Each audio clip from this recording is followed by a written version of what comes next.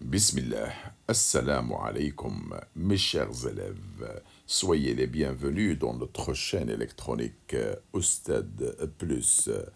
On va voir dans cette vidéo la partie numéro 4, toujours la suite de la leçon, les réactions d'estérification et d'hydrolyse. Alors, dans les parties précédentes, on a vu beaucoup de choses et on a vu l'estérification. Alors que dans cette partie, on va voir grand 3, l'hydrolyse de l'ester. Alors, qu'est-ce qu'on veut dire par l'hydrolyse de l'ester? Alors, tout d'abord, je commence par vous donner un petit rappel de l'estérification. Alors, l'estérification, c'était une réaction entre un acide et un alcool qui donne un ester et l'eau. Voilà ce qu'on appelle la réaction d'estérification. Bon, cette réaction, elle avait pour formule générale cette équation que vous voyez. Alors, regardez l'acide. L'acide, qu'est-ce qu'il fait dans la réaction? Elle cède un hydrogène. Alors que l'alcool, elle cède le OH. Le H et le H, ils vont se combiner pour donner H2O, que je vais l'écrire comme ça, HOH. Alors, qu'est-ce qu'il me reste? L'oxygène isolé ici, il va se combiner avec ce radical. Et comme ça, ils vont faire cette liaison-là, voilà, pour obtenir un ester. Alors maintenant, je vous donne un exemple de l'hydrolyse de l'ester. Regardez, hydrolyse de l'ester, ça veut dire la réaction inverse. On va ajouter l'ester à l'hydrolyse pour obtenir ce qu'on appelle l'alcool et l'acide. Voilà, je commence par vous donner un exemple. Regardez dans cet exemple que vous voyez, ce corps-là, ou ce composé, c'est un ester. Il est de la forme de RCO, R'. Voilà, très bien. Alors, où est la réaction, où est la liaison qu'on a fait dans l'estérification? C'est la liaison entre O et R'. Voilà, je vais la signaler. C'est cette liaison-là. Entre O et R', c'est bien cette liaison. Je vais changer de couleur pour l'éclaircir. C'est bien cette liaison, voilà. Alors, regardez ce qu'on a fait. Regardez ce qu'on a fait dans l'estérification. On a lié l'oxygène par le radical. L'oxygène, on lui a enlevé un hydrogène. Alors, je change de couleur. On lui a enlevé un hydrogène. Alors maintenant, dans cette liaison-là, je vais mettre des pointillés pour vous montrer ce qu'on va faire. Alors maintenant, ce qu'on a cédé, on va le capter maintenant. Alors, qu'est-ce qu'il a cédé l'oxygène ici? Il a cédé un hydrogène. Alors maintenant, ce hydrogène, il va revenir à l'oxygène. Et qu'est-ce qu'elle a cédé le radical? Je reprends encore une fois. Le R'OH. Qu'est-ce qu'elle a cédé le radical? Elle a cédé OH. Alors le radical maintenant, il va récupérer le OH. Et comme ça, on obtient, regardez, CH3, CO, O. L'oxygène ici, qu'est-ce qu'il va capter? Un hydrogène. Et ça devient OH+. Et le radical ici, qu'est-ce qu'il va capter? Il va capter le OH qu'elle a cédé. Et ça va devenir C2H5OH. Eh bien, on obtient un acide et un alcool. Voilà ce qu'on appelle l'hydrolyse d'un ester. Alors, pour l'éclaircir, je vais vous donner la généralisation. Voilà. Alors, cette écriture que vous voyez devant, Alors, ce composé, c'est un ester. Voilà. Et celui-là, HOH, c'est H2O, donc c'est l'eau. Donc, on va ajouter un ester à l'eau. Bien, qu'est-ce qu'on a fait dans l'estérification? On a fait une liaison entre O et R'. Voilà la liaison la plus importante. On va marquer comme ça, tracer des pointillés. Alors, l'oxygène de l'acide dans l'estérification, qu'est-ce qu'elle a cédé? Un H. Alors maintenant, il va récupérer son H. Et le R', qu'est-ce qu'elle a cédé? Un OH. Alors, il va récupérer son OH. Et comme ça, on va obtenir, regardez, je commence par la gauche, RCOO. Alors, ce O, il va gagner son hydrogène.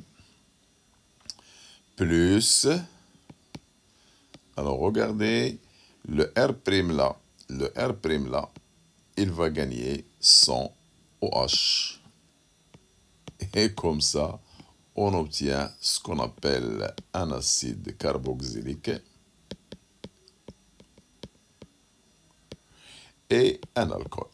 Voilà ce qu'on appelle hydrolyse d'un ester. C'est la réaction entre un ester et l'eau qui donne l'acide carboxylique et l'alcool. Autrement dit, c'est la réaction inverse de l'estérification. Petit 3. Caractéristiques de cette réaction d'hydrolyse d'ester. Alors, on va essayer de dresser un tableau d'avancement comme avant. Alors, regardez, l'ester plus l'eau, il donne un acide plus un alcool. Remarque. L'eau, dans la chimie organique, il va jouer le rôle d'un réactif ou d'un produit comme les autres. Donc, on ne va pas le considérer comme solvant. Donc, il a une quantité. Regardez, N0, N0. Oh, qu'est-ce qu'on veut dire par ester et eau? Ils ont même quantité. On dit qu'ils sont équimolaires. Équimolaires.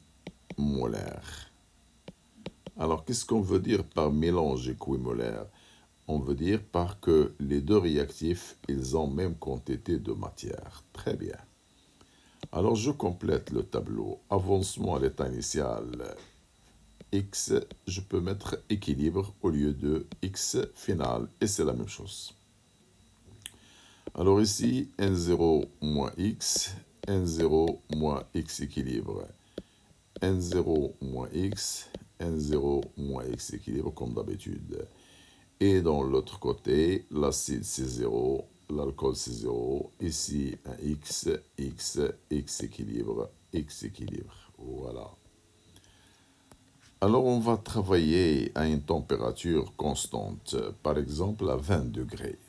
Alors, je vais vous donner des résultats, c'est-à-dire les quantités de matière, l'évolution des quantités de matière, soit des réactifs, soit des produits au cours du temps.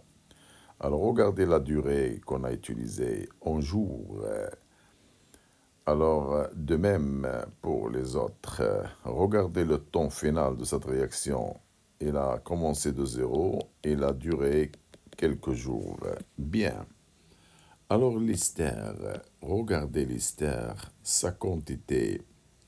Initialement, à l'instant 0, c'était N0. Alors, au cours du temps, il va diminuer, et il va atteindre une limite. Regardez la limite, c'est exactement 2 tiers de N0. Alors que pour l'acide qui est un produit, à l'instant 0, nul, alors sa quantité, il va augmenter pour atteindre une limite. Regardez les limites, c'est le 1 tiers de N0. Ces pourcentages sont très importants. Très importants, voilà. Alors regardez maintenant, le 1 tiers, c'est 0,33, c'est 33% de N0. Les 2 tiers veut dire 66% ou 66,6% de N0. Oh, l'ester, il arrive à une limite. Alors, de même pour les autres. Alors regardez maintenant la quantité de matière de l'ester. À l'état final, il reste une quantité différente de zéro. De même pour l'autre, différent pour zéro. Cela veut dire, regardez, la limite, c'est une quantité voilà, qui reste, c'est n final. Donc, cela veut dire que la quantité n'atteint pas le zéro. Donc, la réaction n'est pas totale, elle est limitée. Alors, que peut-on conclure? Alors, regardez la durée de la réaction. La réaction, elle dure quelques jours. Donc, la réaction d'hydrolyse d'un ester est une réaction lente. Et en plus, à la fin de la réaction, la quantité de l'ester ne s'annule pas. Il garde une quantité, donc n'est pas totale. On dit que la réaction est limitée. Voilà. Et on peut ajouter A thermique. Ça veut dire la température du mélange ne change pas. Veut dire qu'au cours de la réaction ne dégage ni absorbe de la chaleur. Très bien. Alors, comme dans l'estérification, dans la réaction d'hydrolyse, on peut utiliser un catalyseur.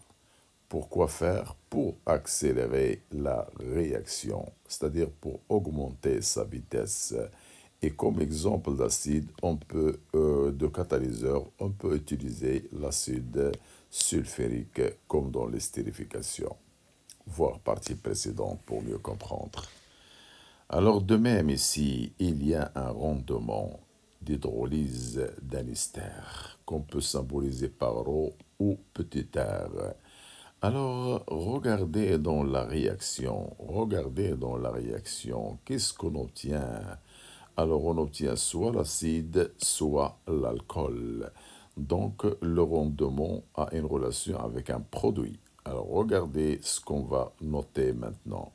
C'est le nombre expérimental d'un produit, par exemple de l'alcool, parce qu'ils auront la même quantité, soit l'alcool, soit l'acide, voilà.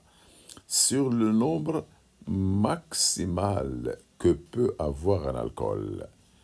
Alors, pour l'alcool, je peux noter le nombre expérimental comme ce qu'on a fait dans le taux d'avancement, c'est X final. Et le nombre maximal, c'est pareil comme X maximal. Alors, je peux réduire taux, je peux l'écrire égal à ρ. Voilà, ρ, c'est pareil que le taux d'avancement, c'est X final sur X max. Et le X final, ça concerne un produit et non pas un réactif. Voilà ce qu'on obtient. Alors, je crois que c'est terminé l'hydrolyse. Alors, je vais arrêter là dans cette vidéo. Et dans la vidéo prochaine, vous allez voir la partie numéro 5 concernant l'équilibre, estérification, hydrolyse. Au revoir. À la prochaine.